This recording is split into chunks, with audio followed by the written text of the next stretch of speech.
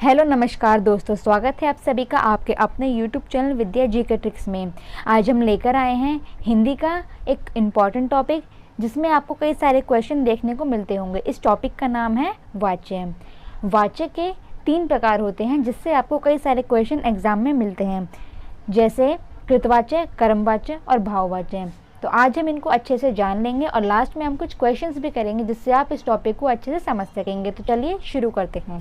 सबसे पहले जानना ज़रूरी है वाच्य की परिभाषा, क्योंकि कई बार इसको हम इग्नोर कर देते हैं और एग्जाम में क्वेश्चन बन जाता है। वाच्य की परिभाषा है क्रिया के उस रूपांतरण को या उस परिवर्तन को वाच्य कहते हैं जिसके द्वारा इस बात का बोध हो कि वाक्य में कर्ता की प्रधानता है, कर्म की प्रधानता है या भाव की प्रधानता है। तो हमने क्या सीखा? क्रिया के रूपांतरण को वाच्य कहते हैं। सबसे पहला वाच्य है कृतवाच्य। क्रिया के उस रूपांतरण को कृतवाच्य कहते हैं जिसमें हमें पता चले कि यहाँ पे कर्ता की प्रधानता है। जैसे श्याम केला खाता है, केला कौन खाता है? श्याम। यहाँ पे कर्ता की प्रधानता है। राम पुस्तक पढ़ता है, पुस्तक कौन पढ़ता है? राम। तो ये है कृतवाच्य। तो इसकी क्या पहचान है? जिसमें कर्ता की प्रधानता हो या किसी वाक्य में ने आए, कारक ने, जैसे बच्चे ने रोटी खाई, यहाँ पे ने आया, यानी कि हमें पता चल जाएगा ये कृतवाच्य है।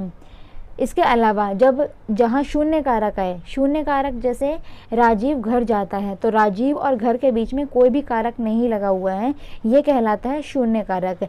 एग्जाम में ऐसा क्वेश्चन पूछा जाए कि शून्य कारक किसके अंतर्गत आता है, तो वो कृतवाच्य के अंतर्गत आता है। ये हो गया हमारा कृतवाच्य। इसमें इससे ज़्यादा कुछ इंपॉर्टेंट नहीं है। नेक्स्ट है कर्मवाच्य। कर्मवाच्य वो कहलाता है जिस वाक्य में कर्म की प्रधानता हो, जहाँ पे कर्ता की जगह कर्म पर बल पड़े, वो होता है कर्मवाच्य। जैसे रमेश के द्वारा पत्र लिखा जाता है, इसमें क्या आया? के द्वारा। तो कई एग्जाम्पल आप देखेंगे जिसमें के द्वारा आता है तो वो कर्मवाच्य होता है। तो आप कर्मवाच्य की ट्रिक कर लीजिए, के द्वारा। के द्वारा अगर आपको दिख जाए तो वो कर्मवाच्य ही होगा। इसके अलावा जहाँ पे कोई निर्जीव चीज़ आए, जैसे पतंग उड़ रही है, यहाँ पे पतंग निर्जीव है, ये कर्मवाच्य है।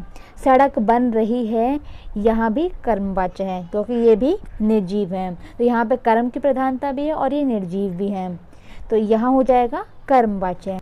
लास्ट वाच्य है हमारा भाववाच्य। ये सबसे ज़्यादा आसान है, जिसमें नहीं शब्द आए तो आप ट्रिक लिख लीजिए, जहाँ पे नहीं लिखा होगा वो पक्का भाववाच्य होगा। जैसे बालक से पढ़ा नहीं जाता, आपसे सोया नहीं जाता, रोगी से बैठा नहीं जाता।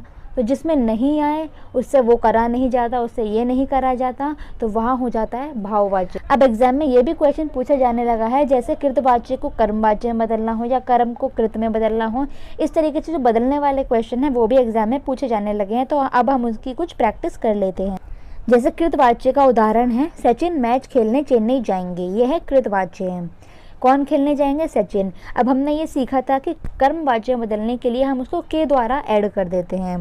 तो यहाँ पे हम क्या लिख लेंगे? सचिन के द्वारा मैच खेलने चेन्नई जाया जाएगा। यहाँ पे के द्वारा हमने ऐड कर दिया, ये हो जाएगा कर्मवाच्य। नेक्स्ट है राकेश पुस्तक पढ़ रहा है, यह है कृतवाच्य। अब इसको कर्म में बदलना है तो इसमें के द्वारा ऐड कर दो। जैसे राकेश के द्वारा पुस्तक पढ़ी जा रही है, यहाँ के द्वारा लगाने से ये हो जाएगा कर्मवाच्य। लास्ट है मित्र विपत्ति में मदद करते हैं, यह है कृतवाच्य। कर्मवाच्य बदल दो, बहुत आसान है, इसमें के द्वारा लगा दीजिए। तो ये क्वेश्चन भी ज़रूरी है क्योंकि एग्ज़ाम में अभी पूछे जा रहे हैं, ये बदलाव करने वाले क्वेश्चन होते हैं। अब हम देख लेते हैं कि हमने टॉपिक को कितना समझा है। अब हम कुछ करेंगे क्वेश्चंस। चलिए शुरू करते हैं। पहला क्वेश्चन है, इनमें से कौन सा वाच्य का भेद नहीं है? तो हमने वाच्य के कितने भेद देखे थे? 3 भेद। कौन कौन से? कृत, कर्म और भाव। इनमें से कौन सा नहीं है? जी हाँ, क्रियावाच्य इनमें से कोई सा भी नहीं होता है।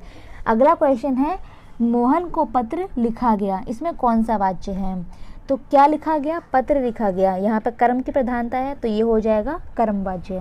अगला क्वेश्चन है, पुस्तक अभी पढ़ी जा रही है, इसमें कौन सा वाच्य है?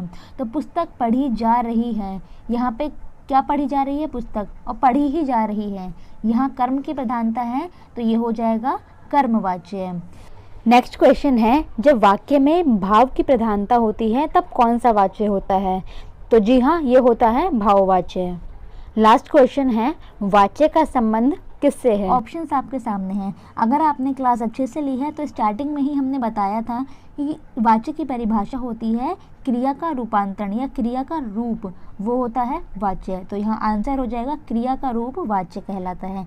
तो आज हमने क्वेश्चन भी कर लिए, टॉपिक भी समझ लिया, तो यहाँ हमारा एक टॉपिक क्लियर हो गया। क्वेश्चन भी यहाँ से 2 क्वेश्चन आते हैं वो पक्का आपके ठीक हो जाएंगे। अब मिलते हैं ऐसी इंपॉर्टेंट वीडियो में। अगर आपको वीडियो अच्छी लगी हो तो लाइक करें, शेयर करें, सब्सक्राइब करें। और हाँ, हिंदी की और भी इंपॉर्टेंट आपको वीडियो देखनी हो या CDP की, बाल विकास की वीडियोस देखनी हो जो हमने ट्रिक से करी हैं, तो आप वीडियो के डिस्क्रिप्शन से उसका लिंक ले सकते हैं। मिलते हैं नेक्स्ट वीडियो में। बहुत बहुत धन्यवाद।